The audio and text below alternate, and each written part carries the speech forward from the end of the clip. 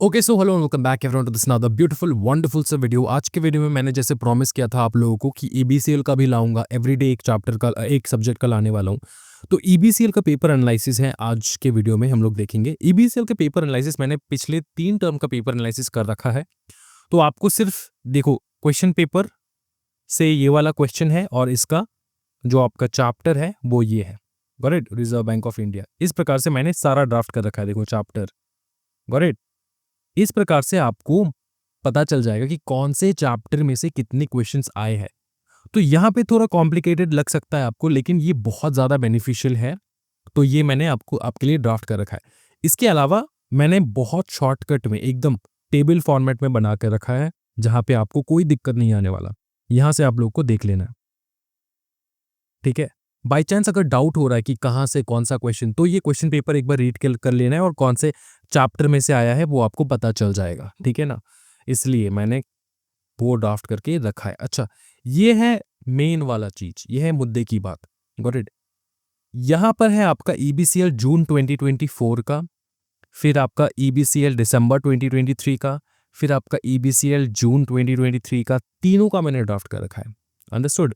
तीनों में कौन से चैप्टर में से कितने मार्क्स आए हैं वो यहाँ पर पूरा पूरा मेंशन्ड है। तो आपको जैसे पता है कि चैप्टर ये अपना कंपटीशन एक्ट, ये तो भैया 25 मार्क्स लेकर ही आता है हर हर हर हर एग्जामिनेशन में। 25 मार्क्स ये रहेगा ही रहेगा, गॉट इट। ये हमेशा रहने वाला है 25 मार्क्स। उसके अलावा बाकी चैप्टर्स के अप डाउन हो सकता है मार्क्स, लेकिन इस प्रकार से होता है, पैटर्न यही रहता है, गॉट इट।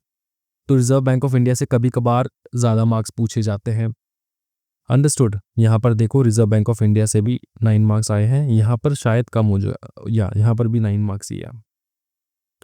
तो ऐसे ना देखो, ईबीसीएल का मैं एक चीज मैं आपको बताता हूँ। ईबीसीएल का पार्ट के हिसाब से आप उस पर फोकस करो, part A, part B and part C. Part C सबसे पहले आपको पार्ट बी सबसे पहले आपको फोकस करना है, क्योंकि पार्ट बी में आपका है 25 मार्क्स।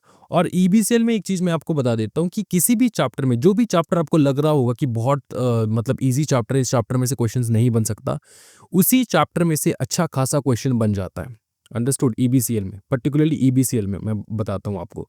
तो इजी चैप्टर्स तो छोड़ना ही नहीं है ईबीसीएल में। मैं आपको बताऊँ, इजी चैप्टर्स छोड़ना नहीं है। जैसे कि रिजर्व बैंक ऑफ इंडिया इतना इजी चैप्टर है, foreign exchange management easy chapter है, ठीक है। ओवरसीज डायरेक्ट इन्वेस्टमेंट, फिर उसके बाद foreign trade policy, non banking financial companies, easy easy chapters में से अच्छा मार्क्स आता है।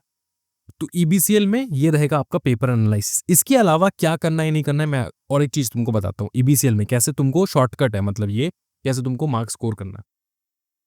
एग्जामिनेशन में हमेशा हमेशा पार्ट बी से स्टार्ट करो ईबीसीएल का, इसमें कोई डाउट नहीं है। 25 मार्क्स है तो पार्ट बी से ही स्टार्ट करना है आपको, हमेशा पार्ट बी से स्टार्ट करो ईबीसीएल का। उसके बाद यू कैन चूज कि आपको पार्ट ए करना है या फिर पार्ट सी करना है, ठीक है। किसी बच्चों को पार्ट सी इजी लगेगा, किसी बच्चे को पार्ट ए इजी लगने वाला है। तो आप अपने कंफर्टेबल के हिसाब से आप उसको ड्राफ्ट करो। अच्छा, ड्राफ्ट कैसे करना है, इसको आंसर्स कैसे लिखना है ईबीसीएल में, वो समझ लो सबसे पहले। ईबीसीएल में आंसर लिखने का सबसे अच्छा तरीका ये होता है कि आप टॉपिक समझ लो और उसको अपने ही भाषा में लिखो। टॉपिक समझ लो और उसको अपनी ही भाषा में लिखो। मैं फिर से बताता हूँ, टॉपिक समझ लो और उसको अपने ही भाषा में लिखो।